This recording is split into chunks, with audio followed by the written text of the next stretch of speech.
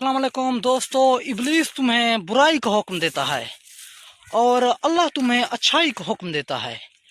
ابلیس تمہیں گناہ کی طرف بلاتا ہے اور اللہ تمہیں ثواب کی طرف بلاتا ہے۔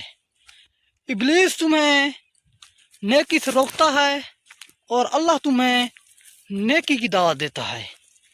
ابلیس تمہیں جہنم کی طرف دھکیلتا ہے اور اللہ تمہیں جنت کی طرف لے آتا ہے۔ اب ہر کسی کو معلوم ہے کہ گناہ کیا ہے اور ثواب کیا ہے، نیکی کیا ہے اور بدی کیا ہے، جنت کیا ہے اور جہنم کیا ہے، اچھائی کیا ہے اور برائی کیا ہے۔ دوستو، قابل اس کے کہ وہ دن آ جائے جب ہم سے ایک ایک لفظ اور ایک ایک گناہ اور ذرہ برابر نیکی اور برائی کے بارے میں سوال کیا جائے۔